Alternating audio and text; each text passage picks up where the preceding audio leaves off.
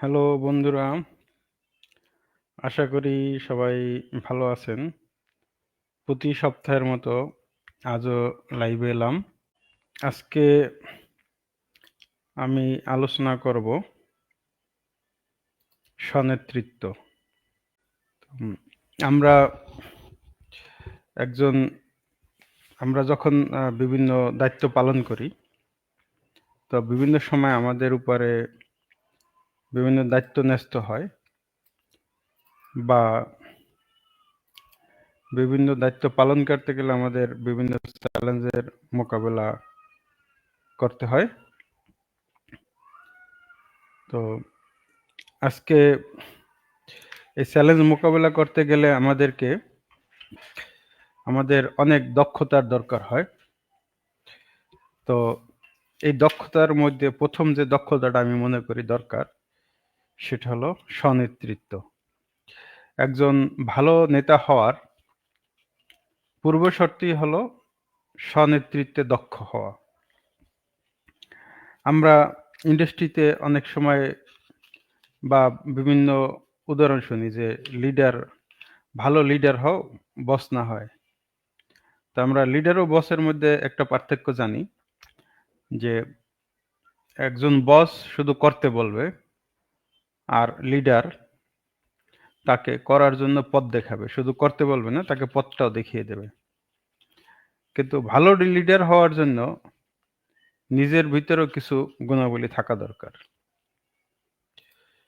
সেই গুণাবলীগুলো থাকলে সে একজন ভালো লিডার হতে হবে। এবং ভালো লিডার হওয়ার পূর্ব শর্ত হলো সেলফ কন্ট্রোল। নিজেকে আগে নিয়ন্ত্রণ করতে শিখতে হবে। এবং আমি এই কথাটা প্রায় সব জায়গায় বলে থাকি, যে ব্যক্তি নিজেকে নিয়ন্ত্রণ করতে পারবে বা নিজে লিডার হতে পারবে, নিজের নেতা হতে পারবে, বা ভালো নেতা হওয়ার পূর্ব শর্তই হলো আগে নিজের নেতা হও। অন্যকে নেতৃত্ব দেওয়া বা অন্যকে লিড দেওয়ার, অন্য একটা টিমকে লিড দেওয়ার পূর্ব শর্তই হলো আগে নিজের নেতৃত্ব দিতে সক্ষম হওয়া।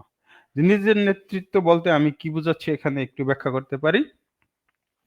সেটা হলো যে নিজের দুর্বলতাটা আগে জানা এবং সেই দুর্বলতাটাকে রিকভার করা, আবেগ, মূল্যবোধ এবং নিজের লক্ষ্য সম্পর্কে স্থির হওয়া এবং আবেগকে নিয়ন্ত্রণে আনা এবং সেলফ কনফিডেন্স মানে আত্মবিশ্বাস বাড়ানো। এখানে আত্মবিশ্বাস বাড়ানোর জন্য আম নিজের কিছু ব্যক্তিগত চর্চা করা যেতে পারে। যে একজন ব্যক্তি যত বেশি আত্মবিশ্বাসী, সে তত নেতৃত্ব দেওয়ার তার দক্ষতা তত বেশি। ওই ব্যক্তির নেতৃত্ব দেওয়ার দক্ষতা তত বেশি। এখন আত্মবিশ্বাসী হওয়ার বড় কারণ কি? আমি অনেককেই দেখেছি যে যখন তার সাথে কথা বলি, আমাদের বিশেষ করে স্কুল, কলেজ বা বর্তমান প্রজন্ম বা অতীতের প্রজন্ম, তাদেরকে অনেক কিছু বলে যে, "আমি এটা পারব না" বা "আমার দ্বারা হবে না।" হ্যাঁ? তার মানে নিজের উপরে নিজের আত্মবিশ্বাস নাই। এখন আত্মবিশ্বাস আনার পূর্ব শর্তই হলো নিজের মধ্যে যে বদঅভ্যাস আছে, সেই বদঅভ্যাসগুলো বের করা এবং সেই বদঅভ্যাসগুলোকে যদি অভ্যাসে পরিণত করা যায়, বদঅভ্যাসগুলো বাতিল করে সুন্দর নিজের মধ্যে অভ্যাস আনা যায়, তাহলেই নিজের আত্মবিশ্বাস বাড়বে। যেমন আমি একটা উদাহরণ দিতে পারি যে আপনি যদি মনে করেন যে আপনি স্মোক করেন, কিন্তু স্মোক ছাড়তে চাচ্ছেন কিন্তু ছাড়তে পারতেছেন না। এই যে ছাড়তে পারতেছেন না, এর জন্যে আপনার ভিতরে তার মানে আত্মবিশ্বাস, আপনি এই না ছাড়ার ফলে আপনি কিন্তু নিজে আত্মবিশ্বাসী হতে পারতেছেন না। অনেকবার আপনি প্ল্যান করতেছেন যে এই সপ্তাহের পরে আর ধূমপান করব না। কিন্তু আপনি ধূমপান করে যাচ্ছেন। কিন্তু আপনি চ্যালেঞ্জ নিয়ে বলতে পারি আমি, আপনি যদি ধূমপান ছাড়তে পারেন একবার, তাহলে দেখবেন যে আপনার কনফিডেন্স কয়েক গুণ বেড়ে যাবে। যে আমি ধূমপানের মতো আমার একটা বদঅভ্যাস, আমি সেটা ছেড়ে দিতে পারছি, তাহলে আমি যেকোনো কাজই পারব।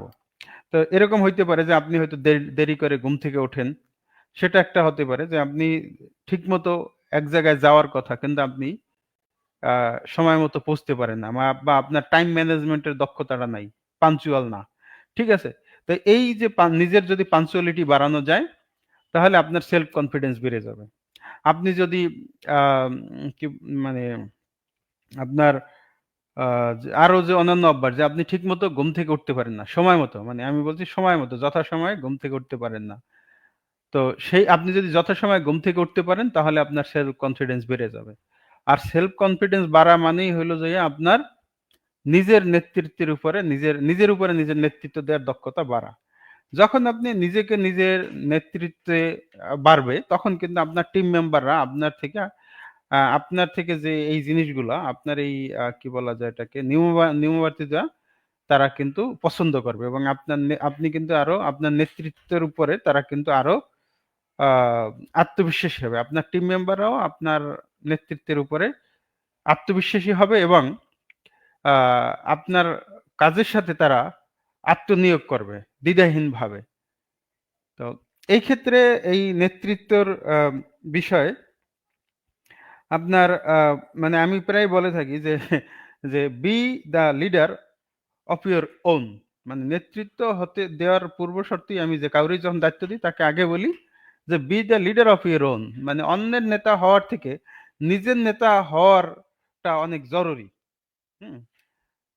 তো আ যেকোনো নেতৃত্ব যদি আপনার ভিতরে ঠিকমতো আসে তাহলে কিন্তু আপনি যেকোনো একটা কাজের প্ল্যান আপনি সঠিকভাবে করতে পারবেন। কারণ আপনি জানেন আপনার নিজের দুর্বলতা, আপনি জানেন আপনার টিমের দুর্বলতা, আপনি জানেন আপনার নিজের দক্ষতা বা আপনার নিজের সক্ষমতা, আপনি জানেন টিমের সক্ষমতা। তো যখনই আপনি আপনার টিমের সক্ষমতা, নিজের সক্ষমতা আপনি মূল্যায়ন করতে পারবেন তখন কিন্তু আপনি যেকোনো কাজে, যেকোনো প্রবলেম সলভিং এ আপনার সফল হওয়ার আ মানে কি বলে রেশিও বা সফল হওয়ার আ নিশ্চয়তাটা বেড়ে যায়। এবং আপনার থেকে কিন্তু আপনার টিম মেম্বাররা সবসময় অনুপ্রাণিত হবে। আপনি যত বেশি আত্মবিশ্বাসী হবেন, কাজে সফল হবেন, টিম মেম্বাররা অনুপ্রাণিত হবে। তো এবং আপনি কিন্তু নিজেই একটা মানে যেকোনো সৃজনশীল প্রবলেম সলভ এ বা যেকোনো দক্ষতা আপনার যেকোনো সমস্যা সমাধানের জন্য আপনার এই যে লিডারশিপ বা সেলফ লিডারশিপ বা স্বনেতৃত্বটা আপনাকে সহায়ক ভূমিকা পালন করবে। তো আমি সবাইকে এই উপদেশটা দেই যে আ বস না হয়ে লিডার হও। লিডার হওয়ার আগে নিজেকে নিজের নেতৃত্ব দেওয়া শেখো বা নিজের লিডার হও। Be the leader of your own, then be the leader of your other. তো আজকে আ এই বলেই আমার লাইভ এখানে শেষ করছি। সবাইকে ধন্যবাদ।